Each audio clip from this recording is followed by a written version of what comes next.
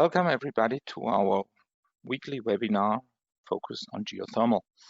I'm glad to have Alexander Richter from ThinkGeoEnergy here with me, and we want to today introduce the next IGC investment geothermal online meeting, which will take place on November 17 in Frankfurt and online. The topic of this online meeting will be the countries Switzerland, France, and Croatia. And we want to give you a short introduction to these countries. And I'm glad that Alex here can support us, as he has with ThinkGeoEnergy an enormous database, so he can easily build up some research about these countries.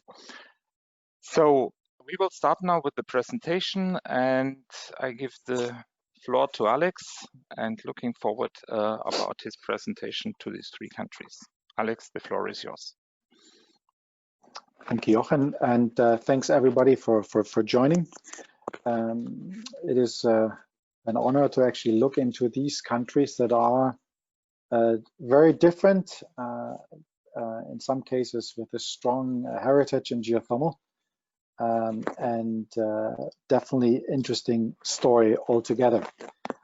So we're very pleased to kind of featuring these three countries as part of the IGC Invest Geothermal event on November 17th, and I just hope to be able to give you a short introduction to these countries, which will naturally be covered more deeply by the presenters of the event in November. And with that, I just wanted to give you a quick updated overview on the current installed geothermal power generation capacity in the world. Here we have a top 10 list of countries with installed geothermal power generation capacity, with the top 10 countries here shown.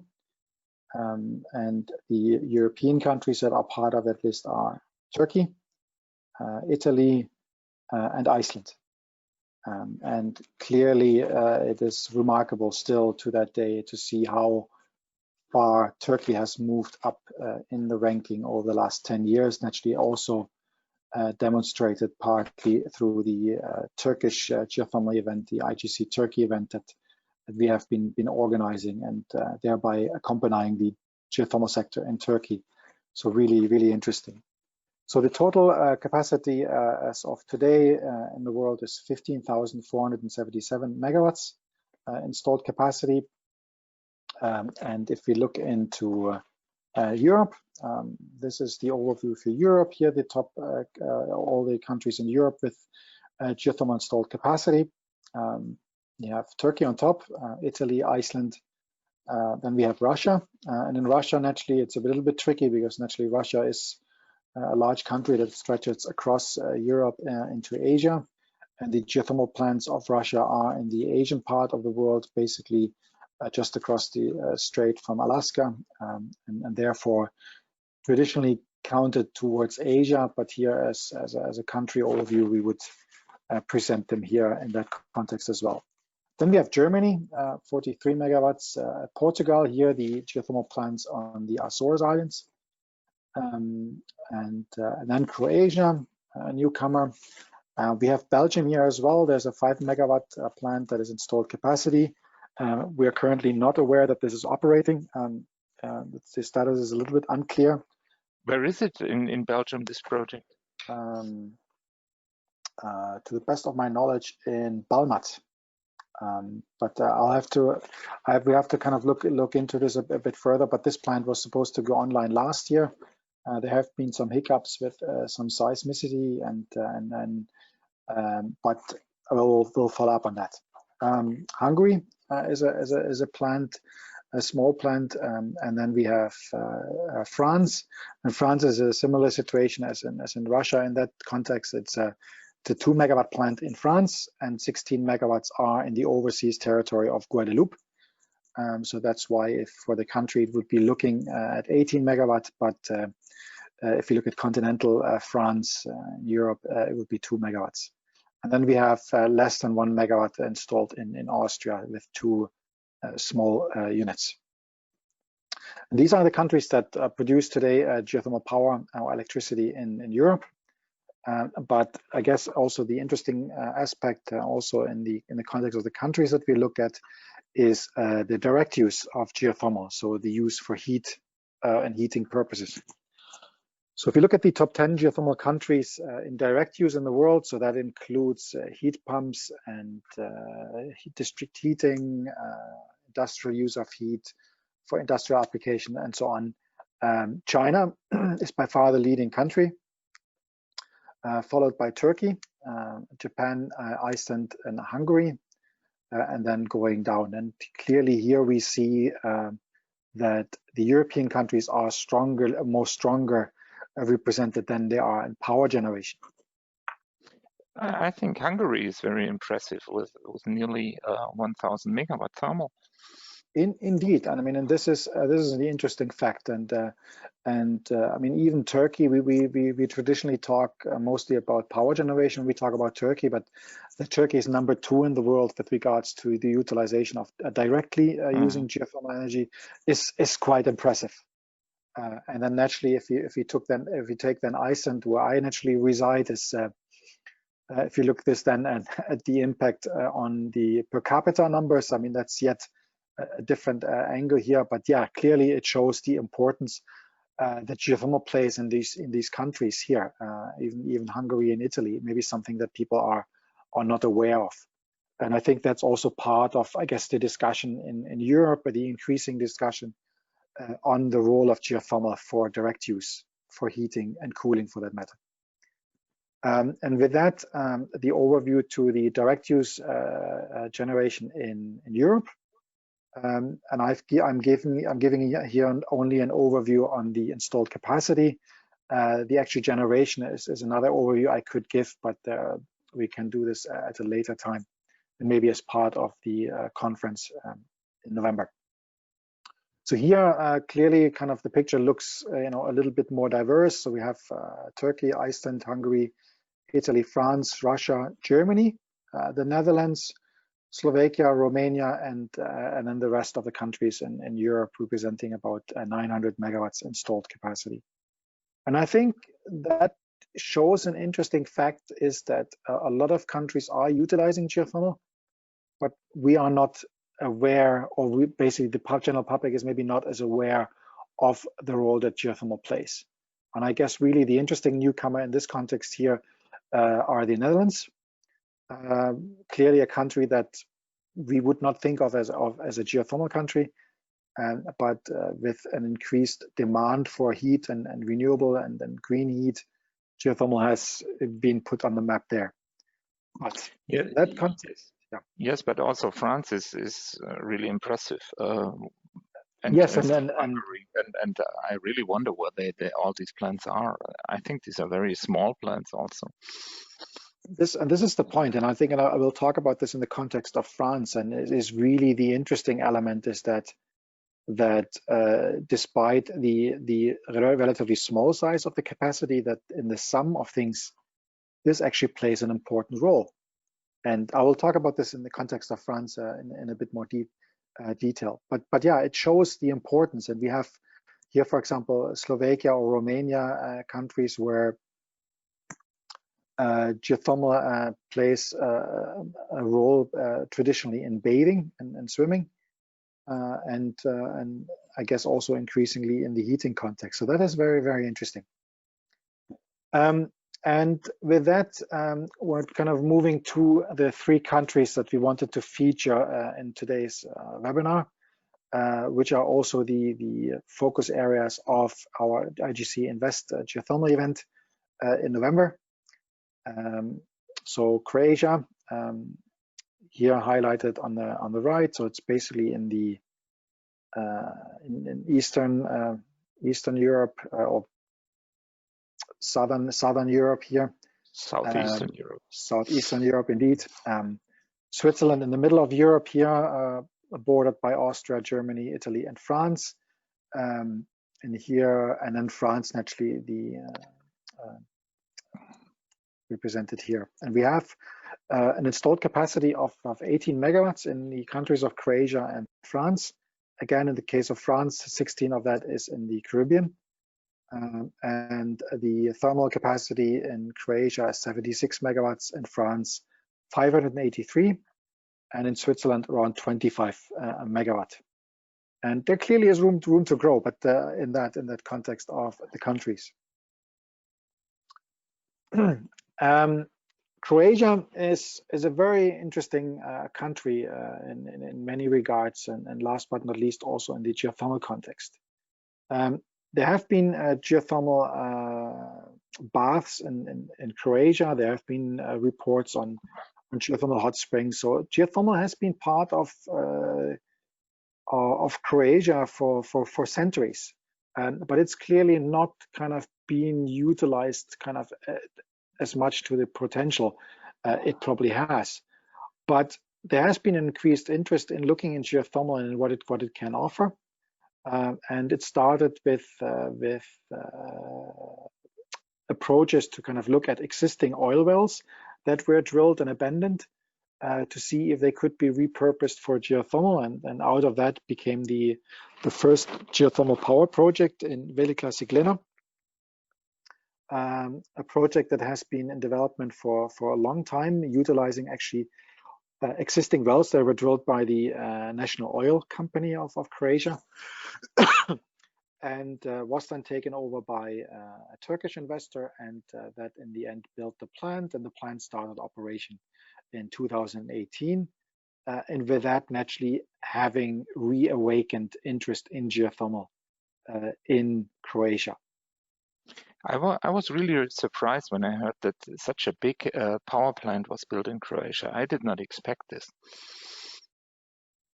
Yeah, I mean, and I mean, it was really interesting when we first heard about this project. We were like, very interesting, and then looking into, so there have been several wells drilled in Croatia, and there's data available about the water and the temperatures, and these are actually usable temperatures for geothermal power generation.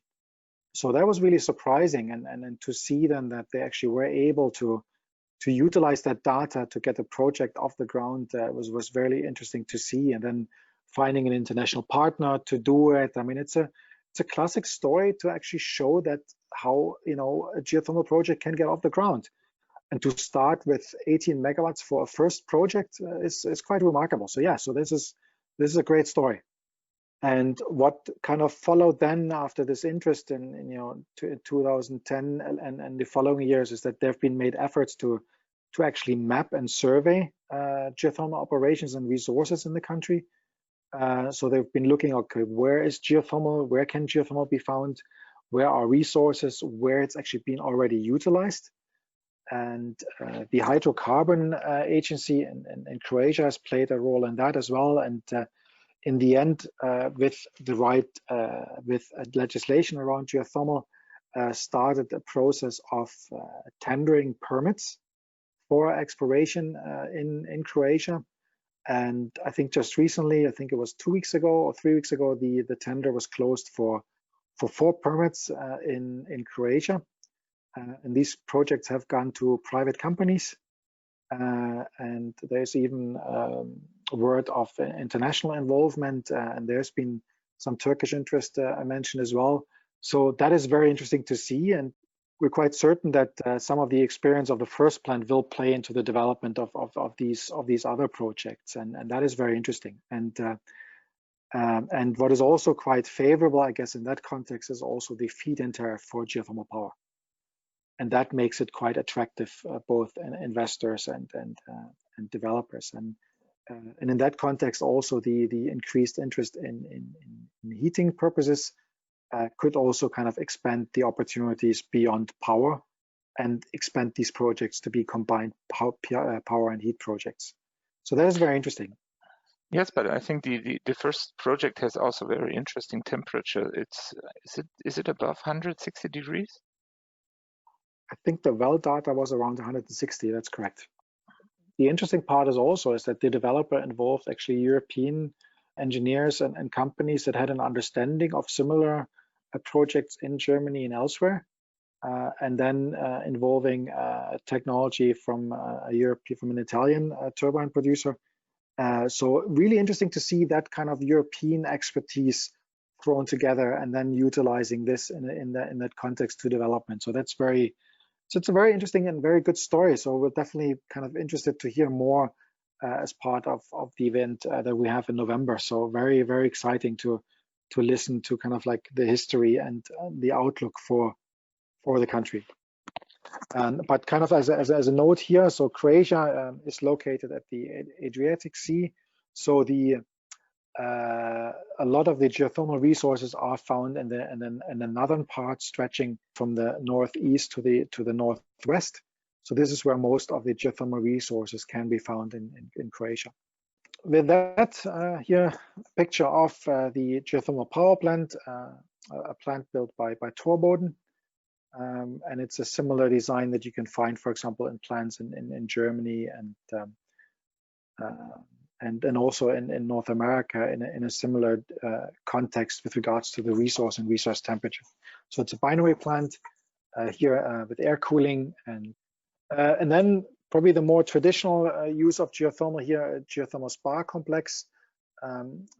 This company actually is expanding or planning to expand the operations and has received a permit for that. Where the status is of this project is currently unclear, but it shows that there's a look into geothermal and extending the use beyond just power.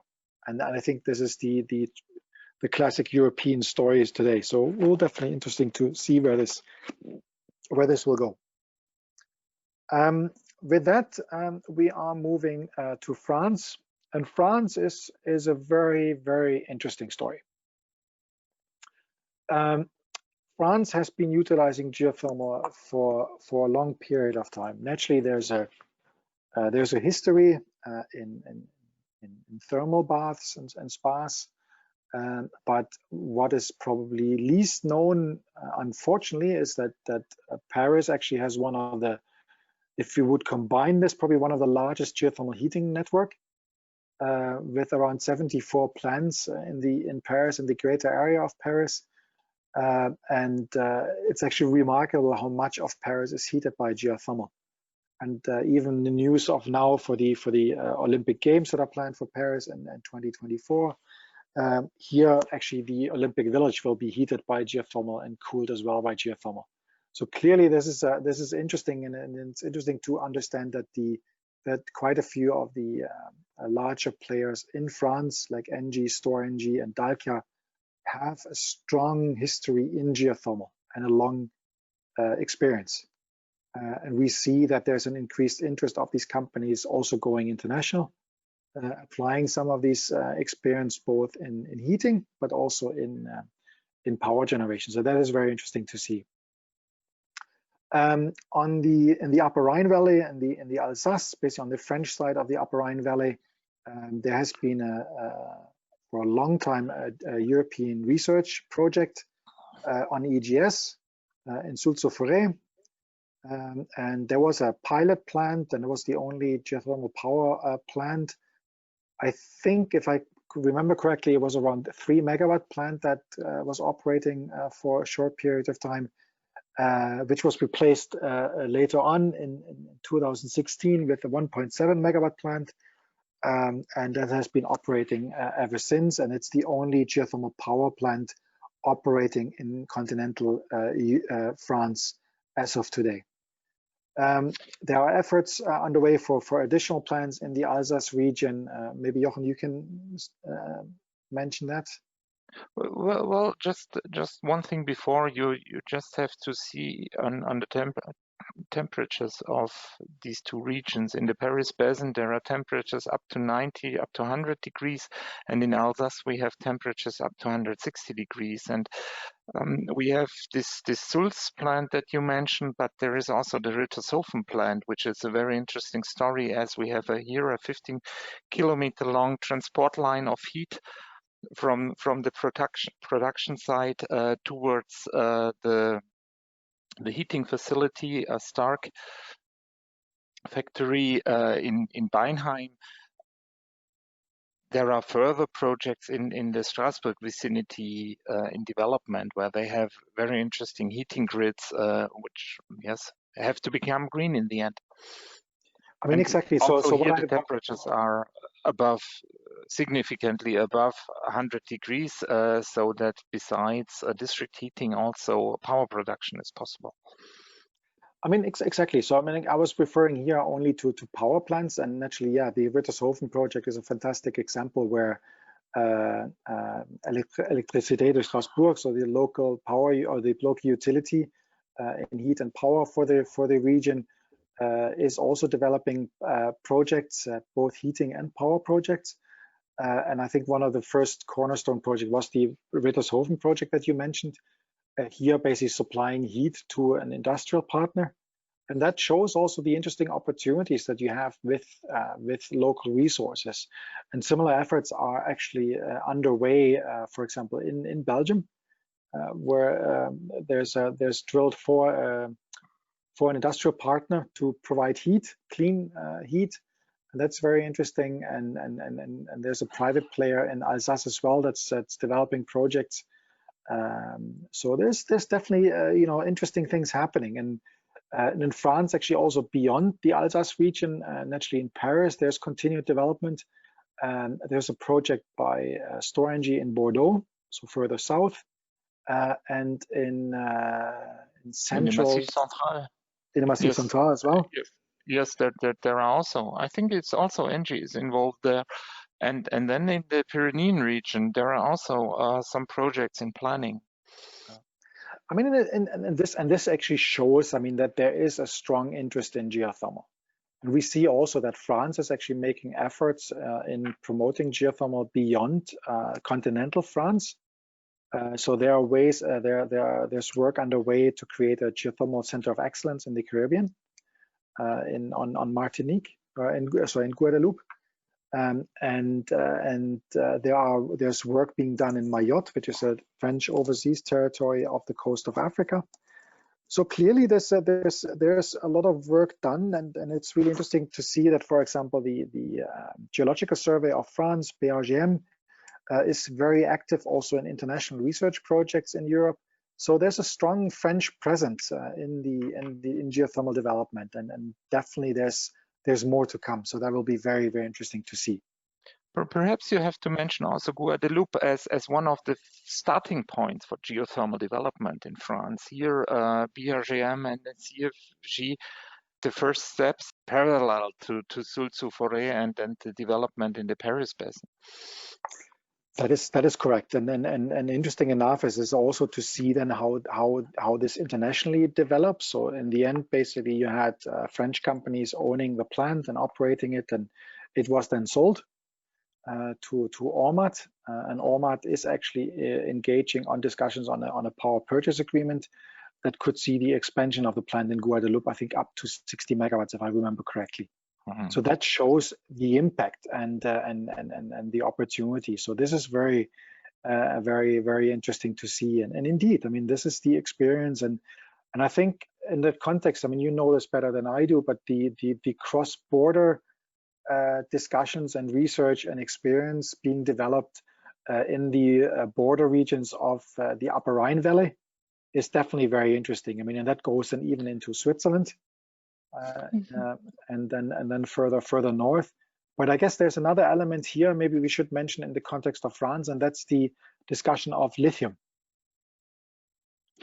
Yes, lithium is a very strong product which might come from the geothermal plants in the Upper Rhine Valley, and ES is involved here in a scientific project. It's a European scientific project. It's called Eugélie.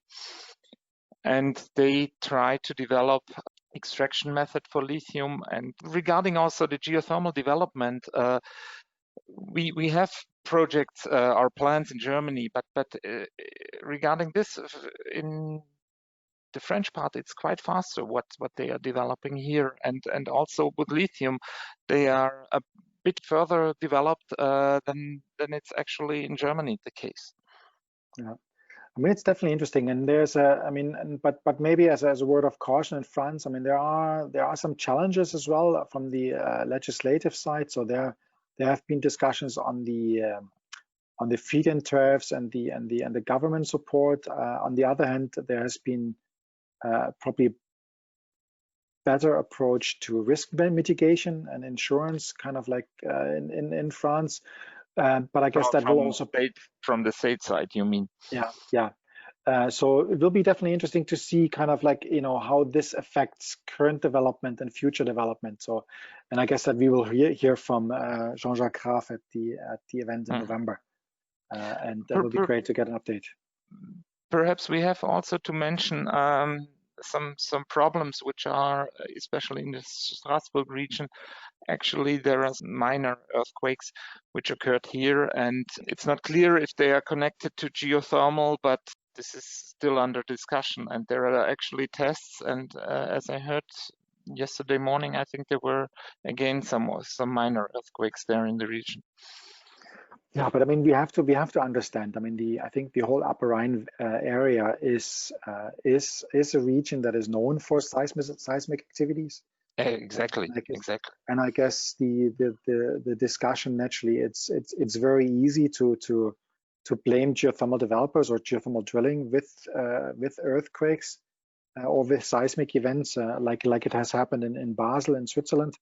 But the correlation, it's not as obvious and clear as some people want us to believe. So that is still, I guess, also part of what will be discussed, and to see how geothermal development can mitigate any potential risk involved. So yes. I guess with that, here, interesting picture. So this is the Bouillante geothermal plant in Guadeloupe. It also shows behind the sports yard. Indeed, and it actually shows the interesting part is kind of like that geothermal can be, you know, relatively close to where people live, and it's a possibility, and it doesn't have to be a negative. And here, I mean, it's also a very good picture, maybe not the best quality picture, but like it's fantastic to see a drilling rig right in the middle of a city. Yes, you're right. And to understand that you drill there, and yeah, there might be a nuisance of noise and so on, but at the end of the day, you have a small well, you have a heating plant, and you have green heat for generations. I mean, and I think this is the beauty to see and to understand that a lot of these plants in Paris are not using fossil fuels for heating is fantastic. Yes, and you have a small surface impact. Indeed, in a little place, yeah. And I think this is the interesting part, and I think there are a lot of stories and experience we can learn a lot from France on the heating side of things. So that will be definitely interesting in the discussions. Okay, we move on to Switzerland. I think we have also to look a bit on time. Okay, then we move on to Switzerland, and Switzerland naturally is again a very interesting country, a very alpine country.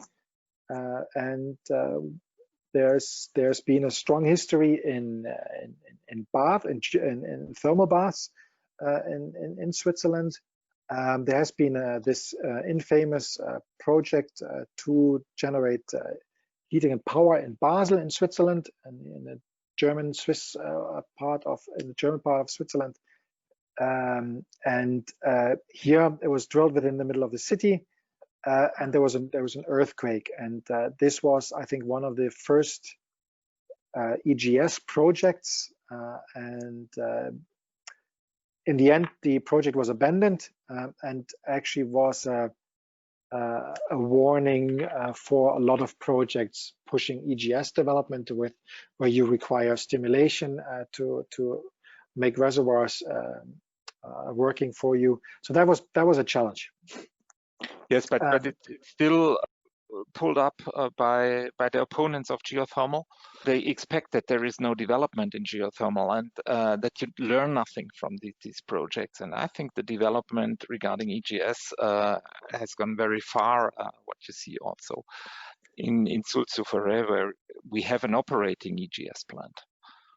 Indeed, and what has been very interesting, and I guess it's also part of Basel was a very important project for the international geothermal community, because a lot was learned, not only from the technical side, but also in the way of how we need to deal with public opinion. Yes. And I think we all, the public, but also developers and us as an industry, have learned from this project, and a lot of that is now articulated in concrete stakeholder engagement locally in projects. And I think this is, one can see this very thoroughly done by the developers in Switzerland to really inform, engage, and both on the political side, but also in the general public. And that is very interesting to see, and people actually developing projects right now. Yes, but if you look also, for example, at the St. Gallen project in Switzerland, they had to ask the population for every tranche of money they want to invest, and so there is a different engagement of the public.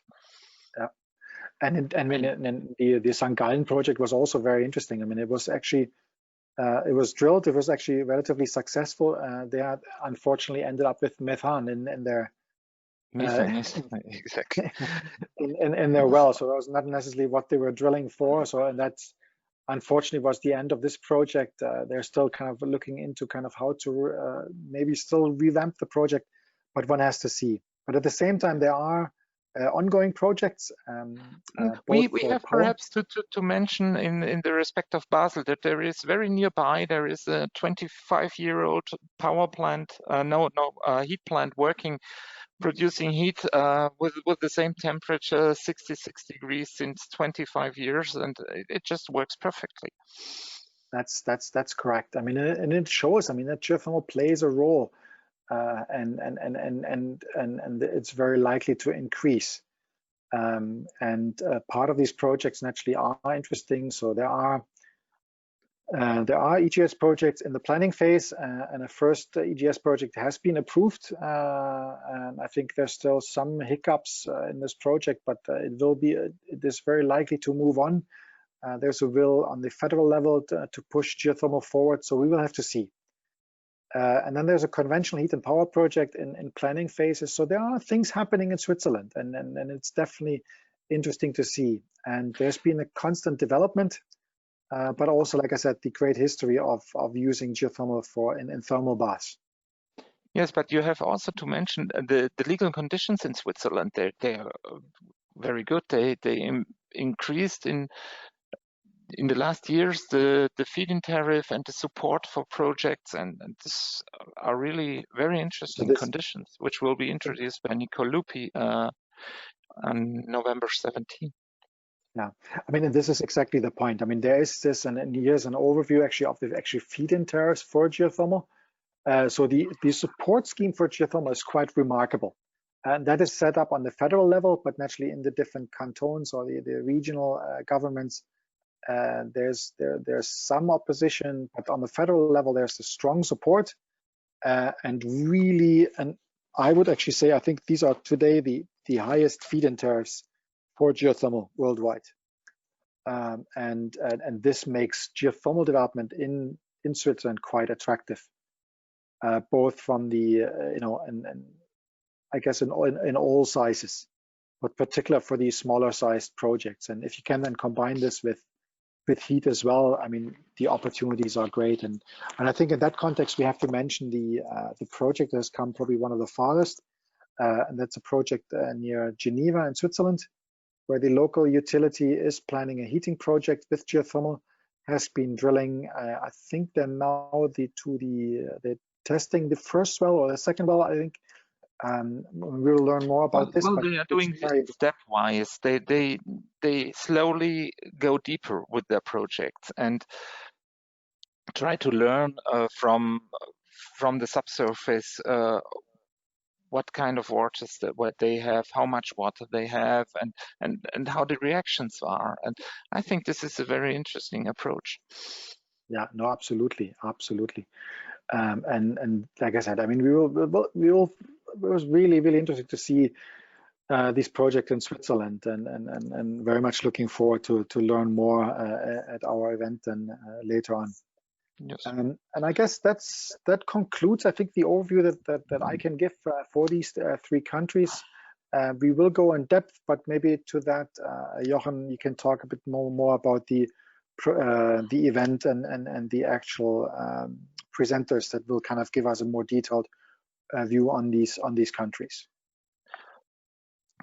Yes, I think we got a pretty nice event, which with sessions about each country about 1.5 hours, and we will start with Switzerland and then with France. Perhaps you could switch to the next slide. And it's a hybrid meeting, and it's the continuation of the event we had in September 17 in Frankfurt. We had Philippe Dumas at this event, and there was Annie-Laurie Michnik from the EIB. We were looking at Europe and had a close view on Germany, and now we will continue with our country reports, and we look at Switzerland, France, and Croatia, as already mentioned. Perhaps you can switch to the next slide. We will have a welcome at 12 o'clock, and then there will be the legal framework for geothermal project development in Switzerland, introduced by Nico Lupi. And we asked at the association Geothermie Schweiz to get Cedric Höllmüller, that he might speak about the geothermal potential in Switzerland and the projects in development. Then we will have a discussion, perhaps another presentation, and jump to the next presentation, which will be after a break at 2 o'clock. And there we are glad that Jean-Jacques Graf, the president of the AFPG in France, the association, will come and speak about the geothermal potential in France and the projects in development. Then we will have our sponsor, Watson Farley Williams, with a presentation. They will speak about the key legal aspects investing in geothermal in France. Probably there will be another presentation. We are still in discussion with some potential speakers. And last but not least, we are really glad about this Croatian story, because we think here is a great development to expect, and can welcome Marijan Kripan from the Croatian Hydrocarbon Agency. He will introduce the Croatian geothermal potential and look also at the regular framework which he developed together with some consultants. Then we are glad that Dragutin Domitrovic will speak. He's from Kalida Aqua, and he was one of the fathers of the first geothermal project in Croatia, the Siglena project that was introduced by Alexander before. Also here, I think we will have a third speaker. Let's see and wait. So that's the overview of the event. You can register now until November 16 for this event. You can book either one single session or book all together, or join us in the boardroom of Watson, Farley and Williams to have here a discussion. The whole event will be presented by Zoom. I think this is it so far from our side. Thank you very much for your interest, and we are now open for some questions. Perhaps one question from myself to start. What is the difference between the European geothermal development and the geothermal worldwide? So we do not have these high enthalpy resources in Middle Europe. It's different if you go to the south. You see it in Italy, or you see it also in Iceland, where you have these bigger resources. But also Iceland and Italy, they are major heat producers from geothermal. I think really, I mean, the important part that we see in Europe is really that combination, to understand the complete value that geothermal provides. It's really understanding that it can provide power. That power might be a little bit more challenging from a price competitive perspective with other renewables and other energy sources, but heat is becoming increasingly interesting. And particularly the combination of plants that produce both power and heat are a very European take. And I think we will see more and more of that, is that combination. And I think really here, I mean, particular France is here on the forefront on the heat side, and we will have to see the combined heat and power of these projects. But it's definitely very, very interesting, and I think this is where we will see more in Europe. And I think we hopefully will see similar efforts then being translated or taken from Europe over in other regions of this world. There are some questions. One, thank you for the great overview about the countries. My question would be about Croatia. Has the Draskovic wells put the country on the geothermal map? Alex, you know these wells? Pardon? Sorry, again, I didn't. The Draskovic wells. Has the Draskovic wells put the country on the geothermal map? Which I would assume that the wells that have been drilled in Croatia, correct? Yes, but yeah.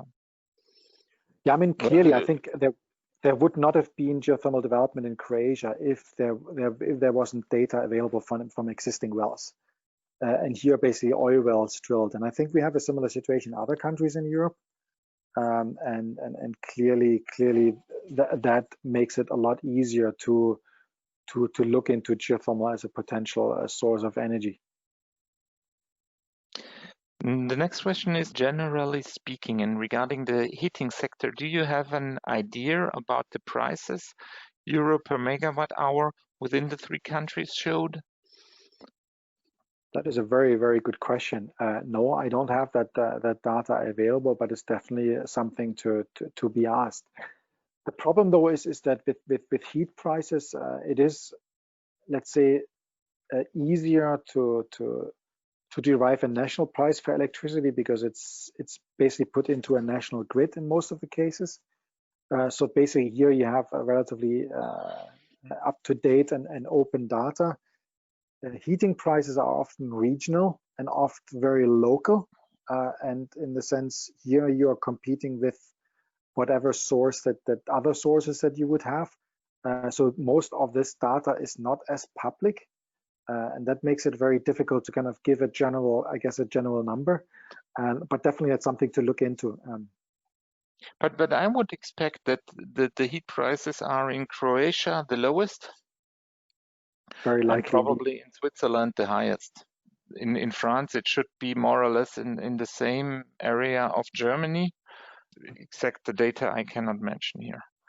But the point is like this, and I think this is the interesting part. It is really by combining heat and power, you have 2 revenue streams from one resource, which changes completely the economics of a project. And I think this is the important part, and how this exactly translates in income for and returns for an investment. Naturally, will have to be looked at. But I mean, it's very obvious is that companies like ES in France is looking at generating both to serve a public purpose on providing clean energy, but also power and heat, and combine that makes it way more feasible as a project.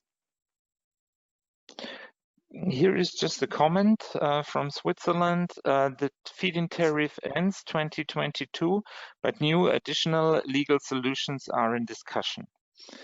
And then there is another question. Thanks for the presentation. There is a great potential for geothermal, but exploration is the expensive key point. What are the opportunities for financing this essential part of geothermal projects? Well, I think these are different in all countries. And in Switzerland and France, we have here a support regarding this.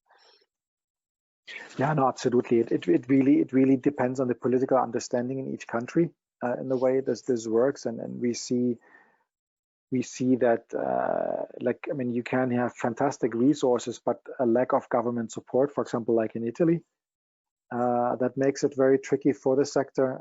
And you can have let's say, relatively low temperature resources, for example, like in the Netherlands, and you can have strong government support, and then all of a sudden things work quite a bit different. Plus, you have in the Netherlands, for example, you have one bank that is funding most of these geothermal projects. I mean, and this shows basically that this goes always hand in hand, both government support and the understanding of the market. And I think this will be very important. And this discussion about the European Green Deal and achieving climate goals can only be achieved with working in the heating and cooling sector. And geothermal is very attractive in that regard, not only in the price and the sustainability, but also in cutting CO2 emissions that are required. And that's why a lot of these countries look into geothermal. Yes, but I think these countries also have a startup financing for the projects that you can get funding or perhaps also a risk mitigation for the exploration. Yeah, I guess, I mean, that's also, I mean, we always talk about a pulling and pushing effect. So pulling, basically, if you have a feed-in tariff, and pushing effect by in the end, kind of like starting with the very early exploration drilling element. And I guess the combination of both makes things really, really successful. Thanks, Alex, for your answer. And here is another question. However, this does not refer to our actually webinar. What do we know about geothermal in Poland? I have participated in several projects, but it doesn't seem to be making the news. Perhaps a short answer. A short answer. Poland, indeed. Poland is another country that could do so much more with geothermal. There are great opportunities. They have a heating sector that's dominated by coal. Geothermal here clearly could be an opportunity. There's been a great fund set up for geothermal where things really where things are difficult and are not happening. It's very unclear, but we'll have to see. It's just like coal-fired seems to be still the cheap solution, the cheap way out, and the political will to really make geothermal happen is not there, despite European Union funding and the fund set up for geothermal. So it's sad to see, but there is an awakening happening. So hopefully we'll see some of these projects materialize, and we might not report as much on Poland. There's not that much information available, but there are things going on and happening. Yes, there is one more question. Do you believe that ever will revolutionize the geothermal drilling in Europe? Let's see till they did their first project. So that is I mean, the interesting fact is that the company has done a pilot project in Canada, has proven the concept. That's true, yes. So the concept works. The challenge really is to make drilling economic in a way that these projects become economically viable. And I think that is still outstanding to see how much because the drilling is the most expensive part of this project, and will essentially make the case for this technology. And we will have to see how this plays out in some real projects. Okay, now again, thanks, Alex, for your contribution. Thank you for listening, and hope to see you at the next IGC Invest Geothermal event. For next week, we have our weekly webinar here again. It is about new drilling concepts, and here I'm glad to welcome Volker Wittig from the Fraunhofer IEG. He will speak about innovative drilling technologies for geothermal applications. However, this presentation will be in German.